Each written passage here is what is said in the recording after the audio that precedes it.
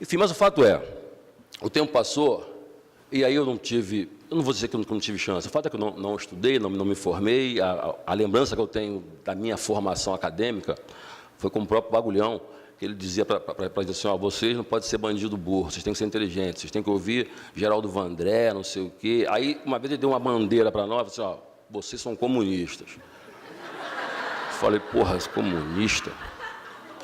Aí, um martelo e uma foice, eu falei, peguei, os caras reproduziram de um livro, coloquei na parede, minha mãe, o que é isso? Eu falei, fala, quieto que isso aí é uma parada que ninguém pode saber. E porque o Bagulhão ele era comunista convicto. E aí ele deu para mim, para alguns, um livro do Tolstói, vocês vão ler Guerra e Paz. E ele dizia que quem não conseguisse ler esse livro, ele ia fazer arguição depois, e quem não lesse ia tomar porrada. E eu, como não sabia ler, eu sabia que eu ia tomar porrada. Então eu ficava tentando saber, eu fujo da favela ou aprendo a ler. Aí, bom, eu tenho até hoje esse livro, até hoje não consigo ler. E comecei a ler Fantasma e Batman, para poder tentar aprender a ler, para poder começar a fazer ali a leitura. Enfim, acabou que ele nunca me bateu, até porque depois eu descobri que ele nunca foi comunista. O que ele era botafoguense, fã do João Saldanha, e esse sim era comunista. Mas, enfim, então o fato é que a CUFA ela passou a ter esse sentimento de como é que a gente, na verdade, sai desse caos, total, como é que a gente migra para outros territórios, como é que a gente, interage com outros universos, sem necessariamente falar a língua do outro universo, porque quando eu falo, obviamente, que eu tenho sotaque daquele lugar. O próprio Ronaldinho, quando ele foi... que a gente vive num país do preconceito, não é só contra o preto, contra a mulher, contra todo mundo. Quer dizer, o preconceito ele é tão foda, o preconceito, que até o emergente milionário da Barra da Tijuca, ele é acusado de ser emergente, né? Quer dizer, é emergente. Quando o cara começa a comer, cara, esse cara não estudou lá na London School. Quer dizer, esse cara, é o Ronaldinho Fenômeno, expulso do condomínio que estuda, se formou no Brizolão. E aí eu queria encerrar aqui esse bate-papo, desculpa aí, Júnior, roubar os teus buchas, né? É o seguinte, que a CUFA no Complexo do Alemão foi uma conquista nossa, mas foi uma participação de um parceiro nosso chamado Gaúcho, que é aquele rapaz ali, que é o primeiro ali, que ele era dono do Complexo do Alemão. Então, ver o Gaúcho aqui hoje, para mim, é uma grande felicidade, porque é o seguinte, o Gaúcho, a gente tem uma história junto. É no mesmo processo que o Gaúcho está, de 8 anos atrás, eu também estou. Eu estou citado no processo como o cara que conseguia permitir que o Gaúcho transitasse nas 3 facções do Rio de Janeiro. Então, era assim que eu era citado nesse negócio. Porque quando o Gaúcho, que realmente o Gaúcho era traficante, era bandido, quer dizer, ele está pior agora que está no Afro-Reg, mas tudo bem. Mas quando o Gaúcho era do Complexo do Alemão, eu me lembro que uma pessoa me pediu para poder fazer um pedido para ele, mas eu já conheci o Gaúcho, só que eu não sabia que ele era o Cláudio Piuma. Achei que fosse uma outra pessoa. E procurei o secretário penitenciário que chamava-se Thompson. E aí eu fui lá com o doutor Thompson, que quem me levou para poder falar com o Thompson foi o tal de Luiz Eduardo Soares, inclusive. Chegando lá, lembra disso, Luiz Eduardo? Eu falei, a gente quer ajudar um preso de vocês que está sendo maltratado. Claro, doutor Luiz Eduardo Soares. Qual é o nome do preso? Eu falei, Luiz Cláudio Piuma. Pelo amor de Deus, não fala nesse nome, que esse cara é perigosíssimo, dono do Complexo do Alemão, sócio não sei de quem, rei das rebeliões. Eu falei, que roubada. Aí fui lá em Bangu para poder ver que era o preso, era esse safado aqui do Gaúcho. Ele saiu da cadeia e aí o Bill recebeu um prêmio da Alerj e a gente foi comemorar. Eu fui buscar o Gaúcho em casa nesse dia e aí ele foi preso novamente. Quer dizer, por que eu fui citado? E aí, doutor, aí é onde vem as questões. Quer dizer, os caras embucharam uma arma nele e eu estava junto, então era para poder ser preso junto com ele e não me prenderam porque pediram dinheiro para ele e para mim. E aí ele disse que ele não ia dar e a gente estava indo para um churrasco, na verdade. E aí acabou que ele foi preso e eu fiquei solto. E os caras, com medo de eu ficar solto e dedurar o Gaúcho, então disseram que eu era cúmplice do Gaúcho. Mas nunca me prenderam, eu fui citado, pediram minha quebra de sigilo, não sei o quê, e nunca fui citado. Bom, então esse aqui é o meu parceiro Gaúcho. O Feijão, como ele já falou aqui cedo, ele é Complexo do Alemão, conheci o Feijãozinho, na verdade. Eu falei Complexo do Alemão? Yacari, ele era um bandido também, Aquari, ficava cheio de armas, ele sempre foi pequenininho assim, como ele é.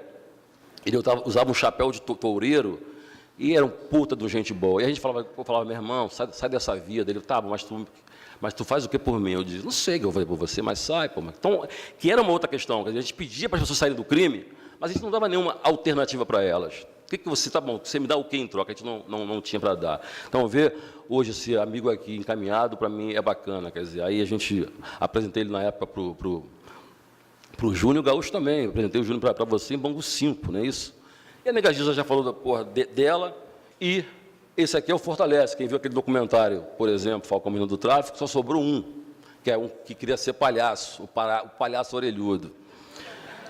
E aí conseguimos para que ele fosse lá para o Beto Carreiro. Ele foi para o Beto Carreiro não aguentou, até morreu o moço. Que o Fortalece dava trabalho para ele. Aí ele voltou, me entregou o palhaço de volta. E eu queria até agradecer ao nosso parceiro Adão, que é quem cuidava do Fortalece lá no presídio, naquela época, no Bangu 5. Espero que não tenha abusado sexualmente do menino. E, por fim, eu queria dizer, o nosso presidente hoje é o Preto Zezé. Quer dizer, a CUFA ela tem essa ideia de tentar fazer com que as pessoas, com que o poder, entre aspas, seja democratizado. Então, o Zezé é o Preto Zezé do Ceará, e eu preciso só de 2 minutinhos, que ele vai contar só como é que eu o conheci, e a gente encerra a minha fala. Rapidinho, Zezé.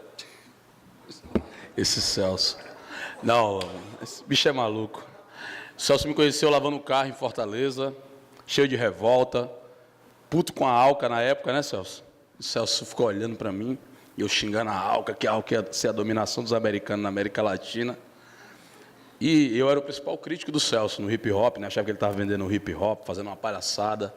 Ele sempre foi um cara muito oculto também, não aparecia, não sei nem como é que ele está aparecendo aqui hoje, não sei nem que tamanho é o cachê, porque ele só dava palestra se pagasse um cachê de 100 mil reais. Como ninguém nunca pagava, então ele nunca aparecia.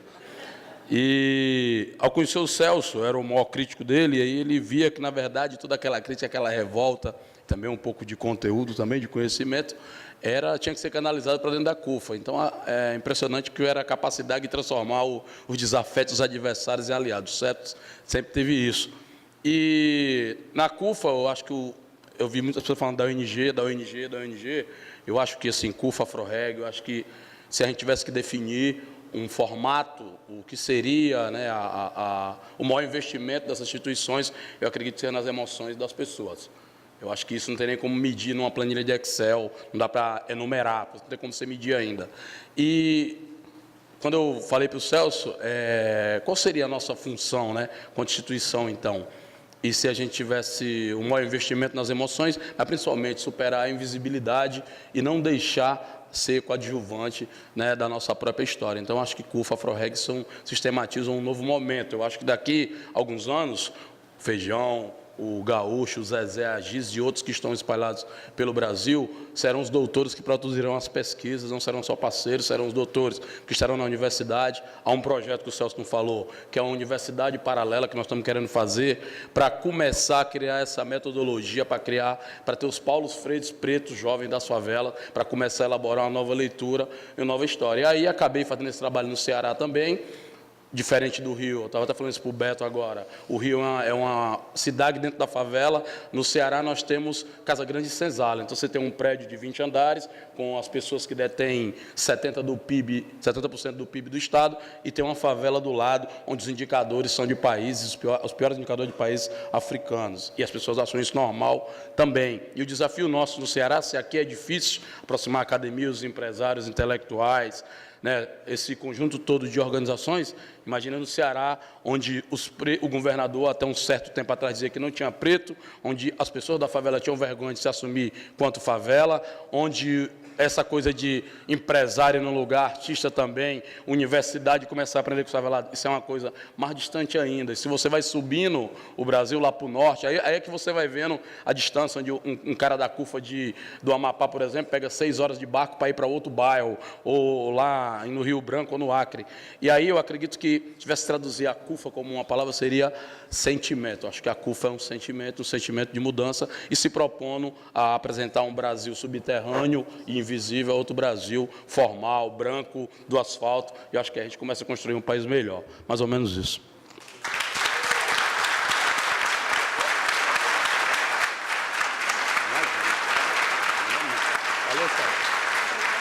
Eu não ia falar, mas vou falar só uma coisinha, porque quando o Celso estava lembrando do Falcão, e aí vendo, né, que o Celso só não disse que só sobreviveu ele dos 16, alô, está ouvindo? O Celso falou, né, que o Orelhudo, não, mas esqueceu de dizer o seguinte, depois, em menos de um ano, os 15 já tinham morrido, né?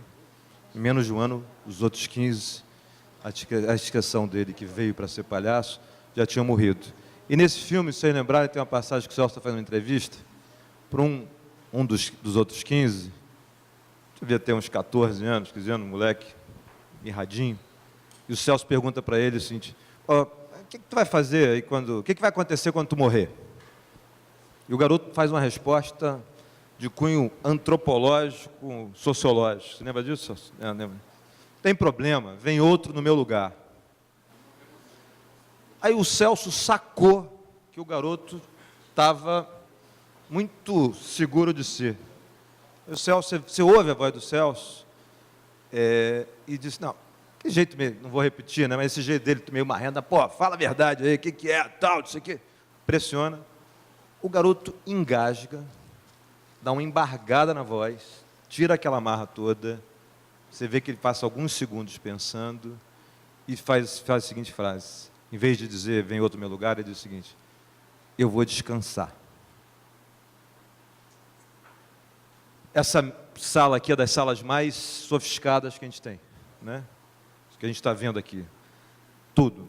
Da polícia, o Coronel Robson está aqui, além do Roberto Sá, a academia toda, com o nosso ícone, referência e mestre, Luiz Eduardo, certo?